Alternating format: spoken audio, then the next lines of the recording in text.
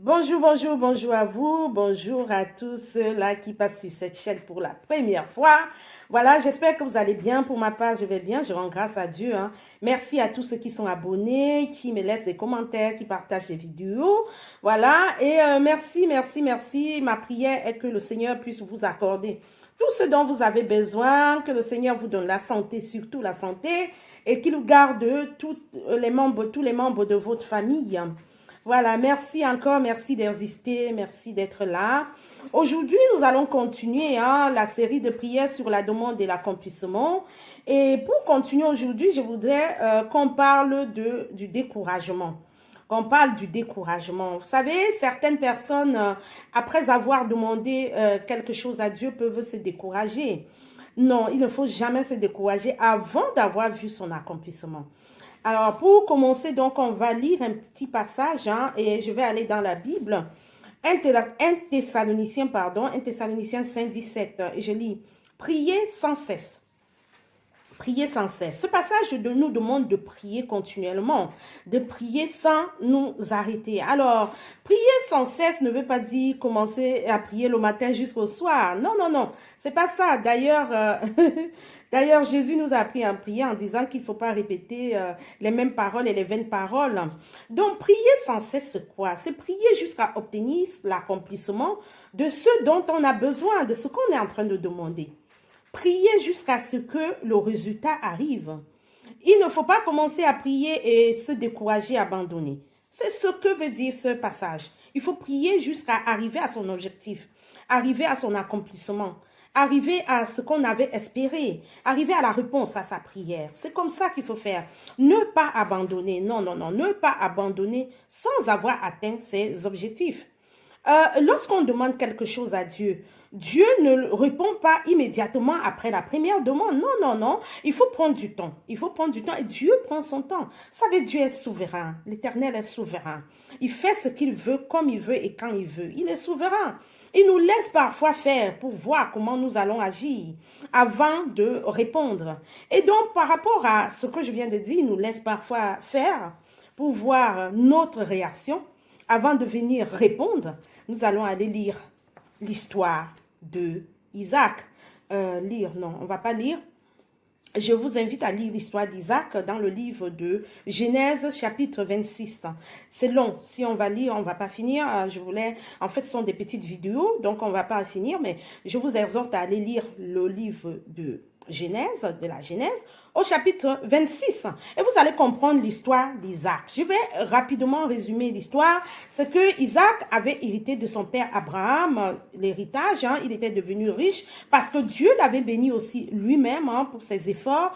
Et à un moment, il a rencontré des difficultés. Il y a quelques histoires comme ça dans la Bible que j'aime bien, qui me réjouissent et qui sont des histoires qui m'ont motivé, qui m'ont réellement impacté, qui m'ont donné la force à moi de continuer sans baisser les bras, qui m'ont permis de m'établir dans ma relation avec Dieu, d'établir ma prière avec Dieu, ma rencontre avec Dieu, d'établir mon alliance avec Dieu. Il y a quelques histoires que je vais pouvoir vous raconter comme ça dans la Bible, qui sont des histoires vraiment impactantes dans la vie de tous les jours. Donc, Isaac devait paître son troupeau, il avait un troupeau, il devait nourrir son troupeau, et à chaque fois, il a rencontré des difficultés. Et les difficultés venaient d'où? Les difficultés venaient des Philistins. Les Philistins qui étaient jaloux de la réussite ou du bonheur d'Isaac. Ils étaient jaloux parce que Isaac avait été béni par Dieu. Et vous savez, autour de vous, il y a des personnes qui sont jaloux de vous, qui vont mettre des difficultés sur le chemin de votre réussite, qui vont placer des difficultés sur le chemin de la bénédiction ou de la réponse que Dieu a pour vous. Il ne faut jamais baisser les bras. Isaac n'a pas baissé les bras, il a continué. Alors, lorsqu'il creusait un puits pour recueillir de l'eau,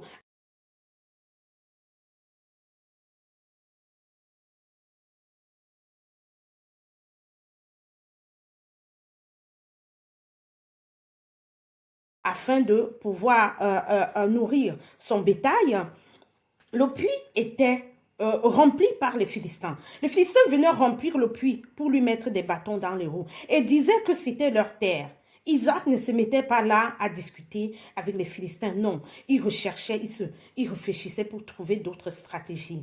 Et la difficulté aujourd'hui, c'est que lorsque nous avons commencé à prier, nous sommes en train de réaliser quelque chose et on rencontre des difficultés, on abandonne ou alors on se met à se quereller. Parfois, on se querelle même avec Dieu. On se discute avec Dieu. Pourquoi tu permets ceci? Pourquoi tu permets cela? Non, au lieu de rechercher des stratégies, on reste là à chercher de l'argumentation. Commencez à argumenter.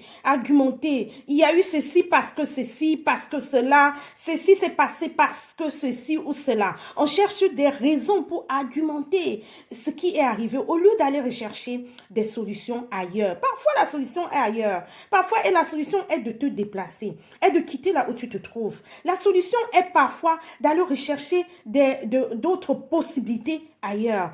Et Dieu a la bénédiction pour toi. Il a la bénédiction pour toi au bout de tes efforts. Il attend de voir comment tu vas agir toi-même dans ces difficultés que tu rencontres entre le temps que tu lui fais la demande et le temps de l'accomplissement. Vous savez, Isaac n'a pas abandonné. Il a continué d'avoir espoir en Dieu et de croire en son Dieu. Il n'a pas abandonné. Il était fidèle à Dieu. Il ne s'est même pas querellé avec les Philistins. Non, il a cherché des stratégies. Il n'a pas abandonné son projet. Il n'a pas abandonné son projet de recherche de bonheur.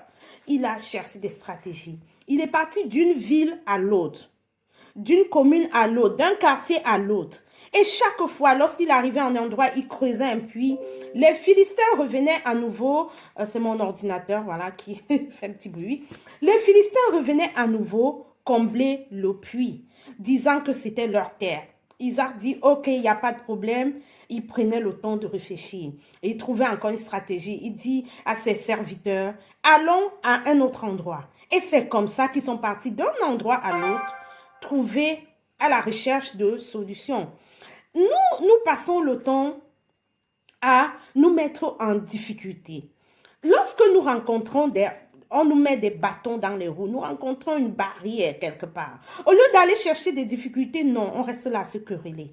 On reste là à juger. On s'assoit et on commence à juger. On commence à chercher des arguments pour prouver le tort des autres. Au lieu d'aller chercher la solution, on reste là chercher l'auteur de nos difficultés. Non, on reste chercher les raisons de nos difficultés. Non, va chercher la solution. La solution se trouve ailleurs.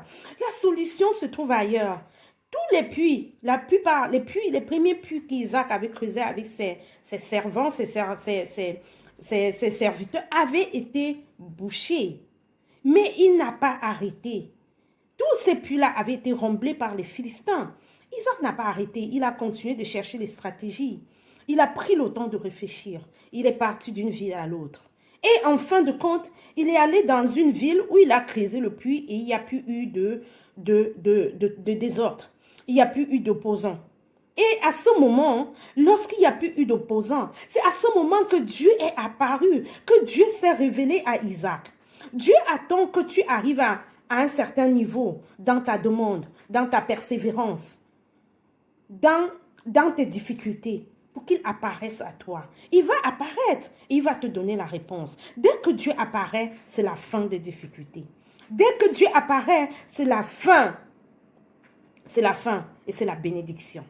Dès que Dieu apparaît dans ta vie, à un moment donné, pendant que tu fais tes demandes, pendant que tu attends la réaction de Dieu, pendant que tu attends que Dieu agisse, il n'agit pas. Mais lorsqu'il va apparaître, ce sera la fin de tes difficultés. Ce sera le début de la solution. Ce sera la solution définitive. Ce sera le bonheur. Ce sera la bénédiction. Quand il apparaît, n'abandonne pas. Continue de rechercher l'intervention de Dieu. Continue de rechercher et toi, recherche des stratégies. Recherche des stratégies pour y arriver. Recherche des stratégies. Ne reste pas là à te morfondre sur ta situation. Non, va rechercher des stratégies. Peut-être ta réponse se trouve dans une autre ville. Peut-être ta réponse se trouve dans un autre pays. Peut-être ta réponse se trouve dans un autre quartier. Ta réponse se trouve dans un autre service. Recherche des stratégies. Donne-toi des opportunités et saisis aussi les opportunités qui te sont offertes. Saisis-les, saisis-les. Saisis-les. Si une opportunité s'offre à toi, saisis-la. Saisis-la. et recherche toi-même des stratégies pour remettre en place d'autres actions. La recherche d'actions, c'est ce que Isaac a fait. Isaac a passé le temps à rechercher des actions, à mettre en place. Il a continué de mettre des actions en place. Il a continué de mettre des actions. Il ne s'est pas resté là à se plaindre. Non, toi tu restes et tu te plains. Tu es sur place, tu te plains. Va rechercher les stratégies. La réponse se trouve quelque part. Pose des actions. Pose des actions, multiplie les actions. La réponse se trouve quelque part. Et lorsque tu vas multiplier les actions, tu verras que Dieu viendra te bénir. Hein? Aujourd'hui, lorsqu'on me voit au poste que j'occupe aujourd'hui, on pense que ça a été facile. Non, ça n'a pas été facile. J'ai rencontré des difficultés. Un moment, j'étais même obligée de parler à mes employeurs. Mais lorsque j'ai parlé à mes employeurs, j'ai reçu l'échec. Et ça m'a fait pleurer. Mais lorsque ça m'a fait pleurer, je n'ai pas baissé de bras. J'ai dit, je vais montrer à ces personnes que je suis capable d'eux. Et je suis allée rechercher des stratégies. Je me suis inscrite à l'école. Je suis repartie préparer d'autres diplômes. Aujourd'hui, j'ai des diplômes tellement élevés que je suis inébranlable, que je peux, même si je peux me passer du travail que je fais aujourd'hui et trouver un autre emploi ailleurs. Parce que j'ai posé des actions, parce que j'ai recherché des opportunités. Je me suis offerte à moi les opportunités d'y arriver. J'avais cette détermination de pouvoir devenir une personne, une personne responsable dans mon lieu de travail, de pouvoir devenir une personne qui va poser des actes qui vont agir même dans le futur. Je voudrais être une personne d'une grande responsabilité. Et je recherchais cela. J'ai posé des actes. J'ai posé des actions. J'ai réfléchi sur des opportunités. Mais j'ai eu des bâtons dans les roues. J'ai un moment pleuré. Mais je n'ai pas abandonné. J'ai continué la recherche des opportunités. Aujourd'hui, je suis mariée. Oui, parce que j'ai recherché des opportunités. Je me suis donné toute cette possibilité pour y arriver. J'ai recherché des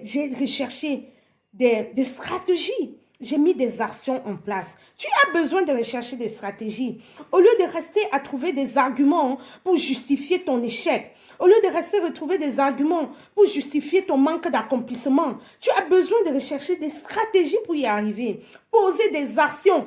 Isaac a posé des actions.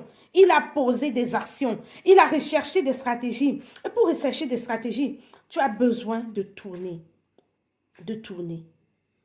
tes réflexions et de te confier à Dieu. Demande à Dieu de t'orienter dans des stratégies qu'il te faut pour y arriver. Demande à Dieu de t'orienter dans ce que tu as besoin de faire pour y arriver. Et réfléchis, trouve des opportunités que tu vas saisir et tu vas y arriver.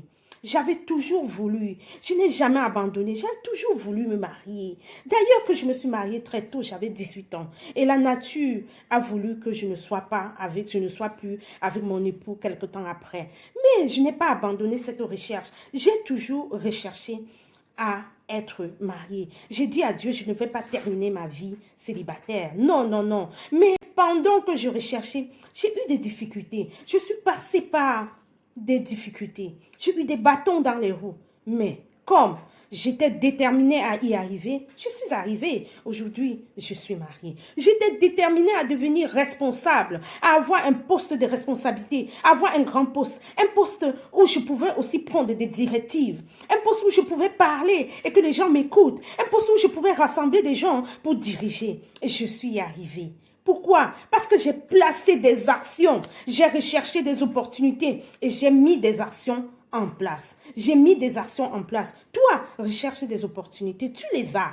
Tu les as. Tu as des occasions qui t'offrent à toi. Au lieu de te rester à chercher, plutôt, quelles sont les personnes qui sont en cause de ton échec. Au lieu de rechercher à trouver des raisons pour justifier ton échec. Au lieu de rechercher, de rester là pour chercher comment faire pour faire du mal à ceux qui te font du mal, cherche des opportunités pour t'en sortir. Les opportunités sont devant toi. C'est comme ça que Dieu va répondre à ta prière. Continue de prier et place des actions. Continue de prier et donne-toi des opportunités. Continue de prier et recherche des stratégies pour t'en sortir. Continue de prier et Dieu va te bénir. Dieu va te bénir. Prends l'exemple d'Isaac, va lire. J'ai quelques exemples comme ça dans la Bible qui sont des exemples qui m'ont impacté, qui sont des exemples qui m'ont aidé à bâtir ma relation avec Dieu, qui sont des exemples qui m'ont aidé à tenir ferme. Parfois, lorsque je suis tombée, ces exemples m'ont amené à me relever et à renouer avec Dieu. Ne abandonne pas. Ce que tu demandes à Dieu, n'abandonne pas. Continue de prier, prie sans cesse, prie jusqu'à ce que tu trouves la réponse. Prie. J'ai d'autres exemples que je vais apporter là, toujours des exemples de la Bible et des exemples de la vie personnelle pour que ça nous donne comme ça la foi et le courage de continuer. En nous appuyant aussi sur des exemples des autres. Les exemples des autres. On tire les exemples de la Bible, de la parole de Dieu. La parole de Dieu, c'est notre socle. C'est notre socle. La parole de Dieu, c'est le rocher. La parole de Dieu, nous appuyons sur le rocher. La parole de Dieu, c'est Dieu. La parole de Dieu, c'est Dieu. Et c'est notre rocher. Donc, nous appuyons sur la parole de Dieu et elle nous aide à nous en sortir dans notre vie. Que Dieu vous bénisse. N'abandonnez jamais. Lorsque vous avez un objectif à accomplir, lorsque vous avez un objectif à atteindre, n'abandonnez jamais les actions. Mettez les actions en place et continuez dans la prière. C'est la prière qui va vous donner la force d'aller jusqu'au bout, d'aller jusqu'à votre finalité. C'est la prière. Continuez dans la prière, priez sans cesse. 1 Thessaloniciens 5,17, priez sans cesse. Priez jusqu'à ce que vous trouvez l'accomplissement. Priez jusqu'à ce que vous trouvez la réponse à votre prière. Priez jusqu'à ce que Dieu vous réponde. Priez jusqu'à ce que Dieu vous réponde. Isaac a posé des actions et il a continué sa prière jusqu'à ce que Dieu est apparu. Et dès que Dieu apparaît, c'est la fin des difficultés. Pour cette prière, c'est pas la fin de toutes les difficultés de la vie, non. En fait, c'est la fin des difficultés pour ce que vous étiez en train de demander à Dieu. Que Dieu vous bénisse. Gardez la tête haute. Gardez votre foi ferme envers Dieu et continuez, persévérer dans la prière et poser des actions. Que Dieu vous bénisse. Je reviens avec une autre vidéo et cette fois-là, ce sera choc. Abonnez-vous, partagez la vidéo, laissez-moi un commentaire. Si vous avez aussi une question à me poser, je suis là. Je suis prête à vous aider et je vous aide gratuitement. Franchement, croyez-moi, je suis prête à vous aider. Posez-moi des questions que vous voulez. Je le fais gratuitement. C'est pour la grâce de Dieu. C'est pour la gloire de Dieu, pardon. C'est pour la gloire de Dieu et c'est pour la grâce que Dieu nous donne. Voilà. Donc, posez-moi des questions si vous en avez besoin et laissez-moi un commentaire. Que Dieu vous bénisse. Bye bye.